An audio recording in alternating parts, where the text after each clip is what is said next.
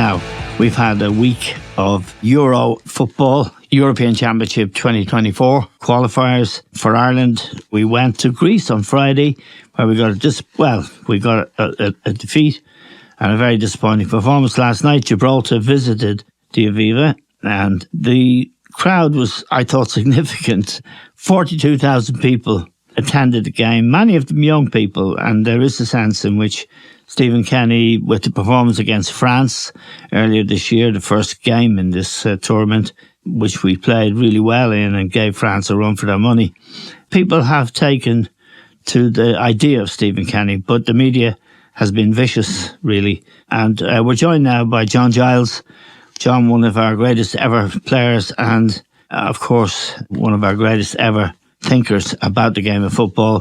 Liam Brady is still celebrating his escape from RTE last night. It was his last game as an analyst, and we'll be talking to Liam later in the week. John, thank you very much for joining us. No bother, Emmett. The situation here for Stephen looks very bad. I think the performance on Friday night was very, very poor. But I want to know what you thought about it. That's what people think. Just to put it in some context, Greece only lost 1-0 in Paris last night to a Kylian Mbappe penalty. So tell us what you saw on Friday and what disappointed you, really, I'm sure. Yeah, Greece looked a very, very good team. Yeah. Against the Irish team. Now, it was a disaster for us, really. I mean, we played very, very badly. It could have been a lot more than it was. So there was a lot of pressure last night on playing Gibraltar, where you'd expected to win and win well. Yeah. And the first half, I thought was very, very disappointing. I thought Stephen was going to get a bit of stick from the crowd. Yeah. But to be fair, in the second half, they did pick it up, and I think played as well as you can do against Gibraltar to get the goals. A couple of late goals, as we saw. Yeah. But the way they played in the second half was good. I mean, first half wasn't good. I thought the crowd might get a little bit anxious about the whole situation. There were a few little boos at half-time, but nothing... Just a few, okay. Just a little scattering. Nothing really, you know. It might have been coming from the press box. Yeah. But the problem with that, Eamon, if you don't pick it up in the second half, the boos get worse and worse. You know, but in the second half, they actually played well. Yeah. You know, took the goals, as you would expect them to do against Gibraltar. But it doesn't always happen, and especially after the result against Greece, it wouldn't take much for the crowd to get a bit anxious, to say the least, and turn on the players. So from being really, really bad during the week to the Gibraltar match, I think it changed quite a bit. Yeah, and one of the things in the second half is we kept playing football. We didn't, at no point did we ever resort to the stuff that we would have resorted to under previous regimes. The long ball stuff. Yeah. And we could have done that, but we didn't. And in that sense, Stephen stuck to his principles, even with a team. And the team, we don't really have, most of our players are playing in the lower leagues, in the Championship. And in the case of Jason Knight, who was the man of the match last night, he's a terrific young player playing right wing back.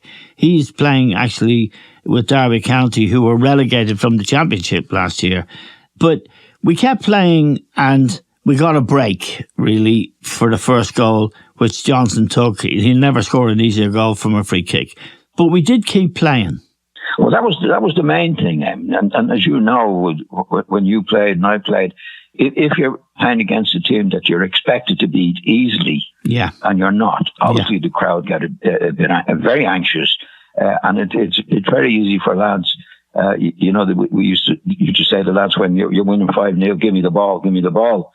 And when they're in a situation like that, it's don't give me the ball. Yeah, because that didn't happen. The players did. I thought they played really, really well in the second half. Got the goals they deserved towards the end. But that's definitely credit to the manager, Eamon, because if it goes that situation, he can panic. I've seen it before in a few managers when you're in that situation. It's a manager that panics and they get the ball up the pitch early and do this and that. So they didn't do that, and that was down to Stephen telling them to keep playing, and they got the reward in the end. Yeah. Now let's talk about a couple of very positive things. Evan Ferguson, John, comes from a footballing family, very respected footballing family in Dublin, playing for Brighton and Hove Albion, scored 5 or 6 goals in the Premier League. He's 18 years of age, John. He looks really the real deal. He scored his second goal last night for Ireland, first competitive goal, I think, and it was a really good goal too. Oh, he's brilliant for us, Simon. We haven't had a player of his calibre for a long time, especially a centre forward or a goal scorer. Yeah, and he can do nothing else but admire him. I mean, the way he goes about his business. He's obviously a level-headed lad. Yeah. Comes from a football family, as you say, so he'd be told by his dad and the people around him, don't get carried away with yourself, as we've seen with young lads before, many of them. Yeah. He does his stuff on the pitch, and he works hard. He's not a prima donna, it's not the right word for it. He gets on when he seems to be pally with his lads and respects this position he's in and wants to do well. Yeah, I like the way he floats around the pitch. He's not sort of overactive. He takes up intelligent positions, the pace at which he plays and surveys what's around him. It's really interesting dimension. Centre forwards don't always have that. In fact, they very rarely have it.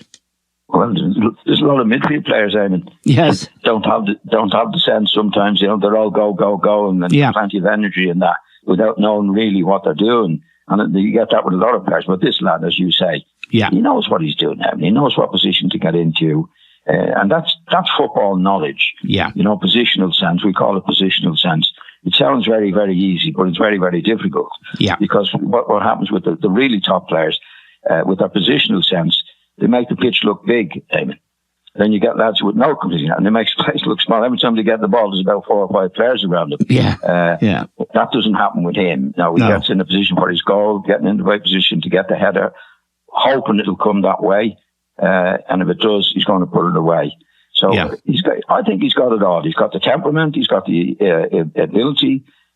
He's a big lad, but doesn't play like a big lad. He plays like a little lad. So he should have, and I hope he does have, and I'm sure he will have, a great future. I mean, at club level, and especially for us at international level. We haven't had a player like him for a long, long time. No, and please God, he stays safe. Just to give an idea of the pressure the players were feeling, he had a great chance in around 30 minutes in.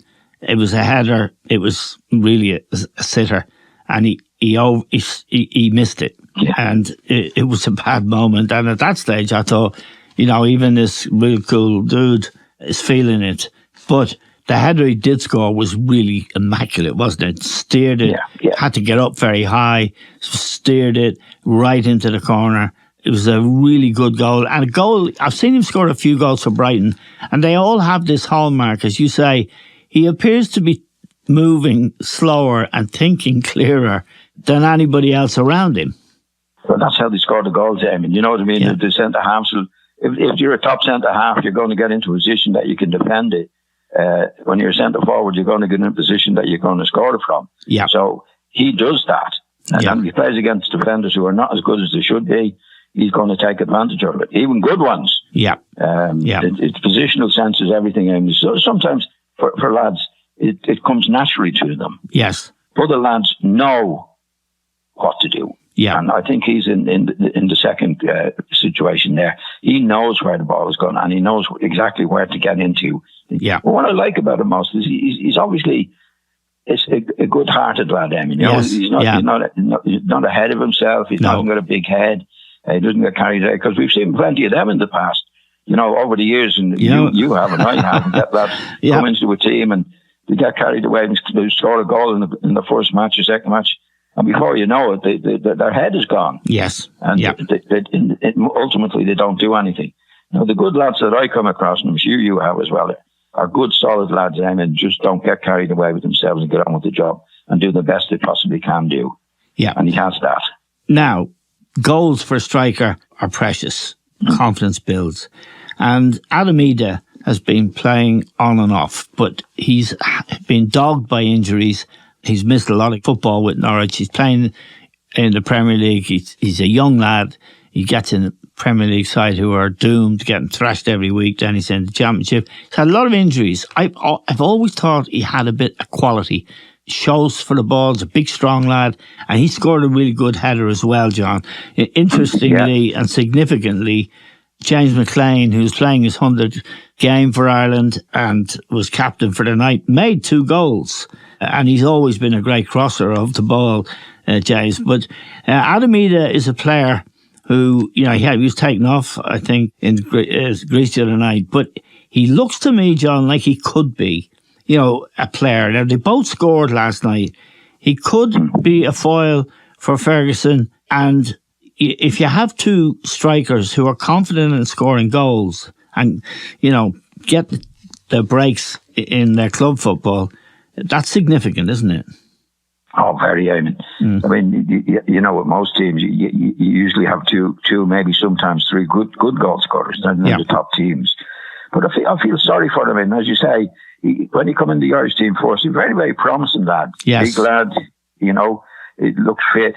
But there's some lads like that, they get flipping injuries, They're prone to injuries from He looks nothing. a lot stronger now than he did when he first came in. He was only young, but he's young, isn't he? He's young, Eamon. How old is he? I think he's 21. 22. Yeah, and he came into the team 2 or 3 years ago. That's a very young age. And some lads have that, Eamon, they get injuries and you think, God, what's happening there? Yeah. I mean, look at the lad at Everton.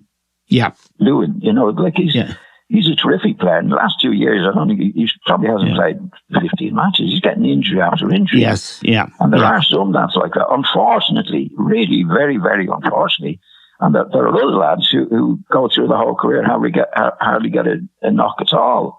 It's amazing, really. But he does look promising. And when he came into the team force, he was a very promising lad. Yeah. And it's good to see him scoring the goal. And hopefully now he'll keep injury free. Yeah. And as you say, if we have 2 up front doing their stuff like that, it'll certainly be a big help for Stephen and the Irish team.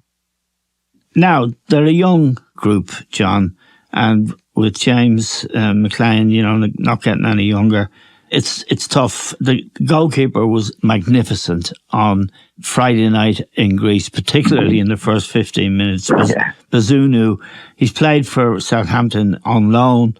This season they went down. He got dropped at one stage. He's a fabulous goalkeeper. He made a couple of amazing saves, and he's very good as well. Great attitude, there's poise about him, and we're lucky to have guys like that. We have Egan, O'Shea, and Collins as a back 3. Now Collins got a bit carried away. He scored a great goal for Ireland at the Aviva. He went back to Wolves and he got dropped. I saw him, he got sent off for a very reckless challenge during the season. Yeah. And you can get carried away. He's a young lad, but we have promise in those 3, I think, positions. And the goalkeeper, that's 4. Oh, yeah. This is where the time element kicks in, John. I think, but I'm asking you, Liam said last night, and he said it on Friday night actually, that this is the worst group of Irish players he's ever seen in his lifetime, he added last night, which is 67 years. And both of us know that, even when I made my debut for Ireland, we had great players. We had you, Tony Dunn played that night, Noel Cantwell played that night, Mick McGrath, these were legends. I mean, they were Premier League players. They were top players. The goalkeeper, played for Manchester United. And that was considered, that I could get in the team wasn't considered good news, and it wasn't good news. But the thing is, when you compare what Stephen has to work with to what was there in the past, it's staggering, isn't it? How few players will go at the very top. Yeah, it is. Yeah, it's happens at times, as we know, in football. Yeah. He has a hard time. But as you say there, you mentioned 4 players who are top players. I think Collins will come back. So do I. I think he might have got carried away to himself a little bit, or he might have been just a bit immature at that particular time, because he got good mentions before he did what he did. You mentioned him, I mentioned him. He's a very, very good player. And he'll come back, I think. He's a young lad, he'll come back. Yeah. But I mean, Stephen doesn't have terrific players. I mean, if you go back to the time, and even after our time, we won. Jack had a selection of players then. Yes, he did. Jesus, Big Jack. I mean, the selection of players we had there were incredible. Yes, you know. Yeah, and we did qualify. But as you know, in all the countries' teams, they come and go. I mean, you don't get them coming along all the time. But hopefully, now for Stephen, that the young lads that he brought in, will come good for him. Yeah, come good for him and now. We have to go to Paris in September on a Thursday, as Stephen pointed out last night, and we come back and play on a Sunday night against the Netherlands in Dublin. But there is one thing that I'd put to you, John. In a sense, those games are easier, aren't they? Because, first of all, you know what to expect. Secondly, they're not going to be sitting 12 men behind the ball. And thirdly, they're going to come and be looking for a result. And there's far less pressure in many ways playing those teams.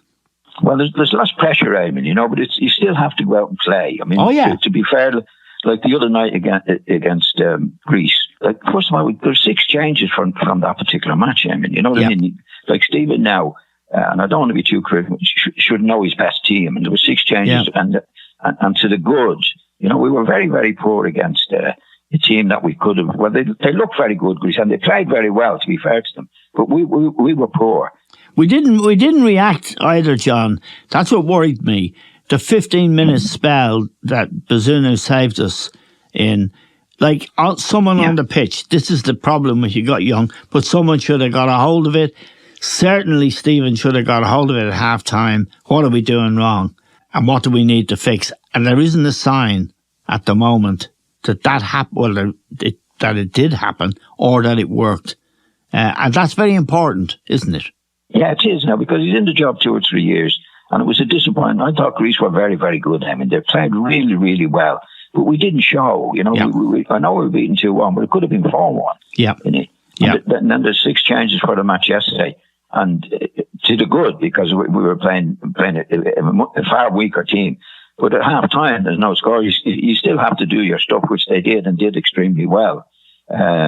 So hopefully now for Stephen that it continues, because we do have to play the what's considered to be the stronger teams. But you're right as well. You do have to, when you're playing against a fear. You know, you're up for it. When you're playing against a lesser team, it's not done on purpose by any means from the players, but it does happen. Yep. But the really top players. I mean, when Keane was playing, for example, I mean, in Keane, I think he was the same for every match. But it was the worst team in the world. He was up for it. Yeah. You know, and there's not many Keanes around. But that's what he did. That's what made him a great player, in my opinion. It was the same in every match he played. Yeah, he was a great player and a great leader, and fearless and courageous and many things. Yeah. He's on the road now. He once said being what he called a pundit, which I call an analyst, would be worse than going to the dentist. He's now doing it every week, and he's on a road. He's on a road show with Jamie Carragher and Gary Neville. So yes, I saw that. It's a lot of dentistry. But good luck to him. He has to find something. Good luck to him. He's entitled to do it. He did his career in that. He's a great player for Ireland. We don't have no team has many Keanes around. There's not many around at the moment, then. But I think the second half yesterday was very good for Stephen. You know, it didn't look good at half time. And they came out in the second half and played really, really professionally. Took their time, not taking their time. They didn't lose their heads. They got the ball, got the goals at the end. And that was good. So hopefully now that puts them in really good form for the next match or two coming along.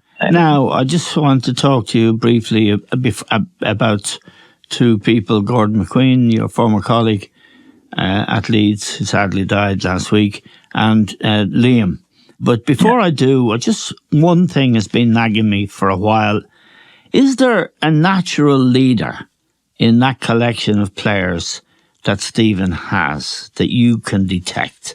It isn't always obvious to detect it, perhaps, but you know what to look for, and a lot of stuff happens in the dressing room and on the training ground. I'll just put one thing to you. I think Seamus Coleman, if he was in Greece or indeed last night, Seamus is, although a fullback, a natural born leader who gets a grip on people around him and understands the situation as the game unfolds. We seem to lack that. It looks like it, Eamon. You know, to be fair, there's not many of those guys around. No. Anywhere. No. You know, like if you go with the England team, do you see anybody? Anyway, the England team is their own business. Well, Harry Kane, I think, had filled the bill, John. Yeah, he is.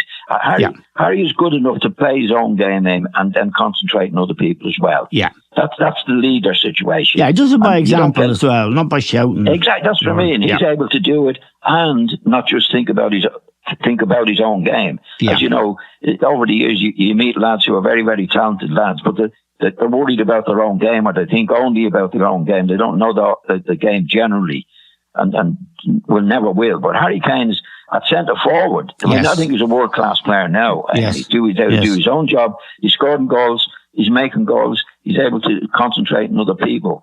There's not many of those guys around, and certainly we're talking about the Irish team.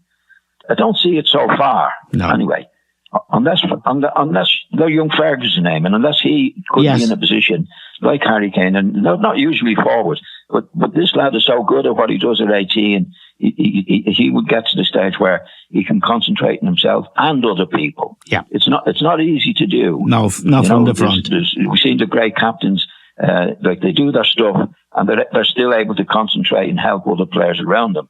But you would agree about Seamus, wouldn't you? And he still has a role. He had it in bucketfuls. He was great. Yeah. You know, especially when he got older and he was a mature player, Seamus could tell other people what to do and do his own job. It's not many can do it, Eamon, as you know. Yeah, I do know. Whether anybody emerges from the Irish team, because they're still quite a young team, we wait and see. But in the long run, I wouldn't be surprised if young Ferguson comes through in that situation. A final question about Stephen Kenny's position. When you consider all the disadvantages, all the things he doesn't have, the COVID experience and empty stadiums, the injuries and stuff like that, young kids, he's had a hell of a hard time. He deserves to see out his contract, in my view. Would you share that? Oh, definitely. Definitely. It only runs to our fate in the European Championships, that's all. Well, he's got the job going now again, Eamon. I thought it was poor in Greece the other day. Yeah. You know, I thought it was poor performance, maybe a poor selection after what he's done there 3 years. But if he gets the team going like we did in the second half, we can only look forward to that now and see can we do it? We want to do it. I think we have it. All the players, the best players we have, we can compete with anybody. I mean, you know, we know France, and these are all great players, and they've much better selection. Yeah. But you can only do the best with the players you have at your own disposal. Right. And if Stephen does that, like we did in the second half, then we can compete. And compete at our best. That's all we can do, Eamon. You know, and I think he can do that. Right now, John, the sad news last week that Gordon McQueen, centre half in the team, the great Leeds team you played in, had died, I think age 70, and I think he had dementia. Yeah. A very sad day for you. And in that Leeds team you played in, there have been a lot of early deaths. Oh yeah, we've got. There's not many lads left. I mean, there's only about 5 or 6 of us left from the squad. And Jack went recently. And Jack was gone. Went. Jack went. Norman went. Paul Maley went. Terry Cooper went. Yes. Peter Lorimer went. Billy Bremner went. Yes. So it was quite a lot. But Gordon came into the team later. Yes, I know that. Yeah. But he played. He won the league, and that. It was like a big baby, Eamon. Yeah. You know. Yeah. And he'd lose the head. He'd use the head quickly, you know. Yeah. We played at Burnley one day. I think Billy was injured. I was captain, and he was in a tussle with Ray. I can't think of his second name, Ray. He was a tough nut anyway. Yeah. And you could tell, and they got booked, you know. Yeah. And I went out and I said, Gordon, you got to calm down. Yeah. You're going mad, and there's no doubt you'll be sent off. which he wasn't. He told me to F off. Yeah. He was Scottish. He was Scottish as well. He was Scottish. His head was gone. Yeah. And came to me afterwards, and then I said, don't be annoying me, Gordon. Yeah. But obviously, we made up. But that's what he was like. He was a very good player, Eamon. You know, he was a big lad. He was good. He headed the ball a lot. Yeah. Gordon. Yes. But he was like a big kid. I know. You know what I mean? Yeah. Like after the home matches, we used to go into the players' lounge. Yeah. And I was one of the lads coming in. I'd see Gordon and sitting next to Michael. Yeah, you know, Michael, your son, Michael was about 10. Yeah. Right? And Gordon Gordon would say, did you get back, whatever it was, and that? You got back to us a magazine. Yeah. And he'd spend all his time talking about having a laugh with Michael. And he was a big kid, really a big kid. But a good lad, Eamon. Yeah. You know, he was keen on his playing. He was a good trainer. Yeah. A good sense of humour. And he's had a very, very bad time, Eamon, for the last, certainly 8 to 9 years. Yeah. Well, God rest him. And not much help from the PFA, unfortunately. No. Well, that's a common. But anyway, that's a common story. Yeah, he was one of the good guys. Yeah. Okay, John. Thank you very much for that. God rest Gordon McQueen. Now, Liam Brady, John, our friend and colleague, and you gave him his debut when you were manager of the Irish team, and you and he were great friends. We all were in the end, despite some of the things I wrote about Liam when he was playing.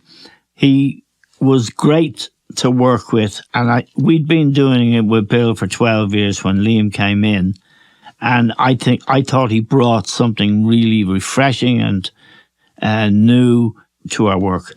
Oh yeah, definitely. I mean, he's the first time I saw Liam play, I'd heard about him. He was very young. They played at Leeds. I wasn't playing that day. I was injured, and he played really, really well. Yeah, he's a great player, wasn't he? The time before, he was a beautiful player. Yes, I always called Liam a beautiful player because he was so classy on the ball and easy on the eye. You know, we've seen some great players in the past.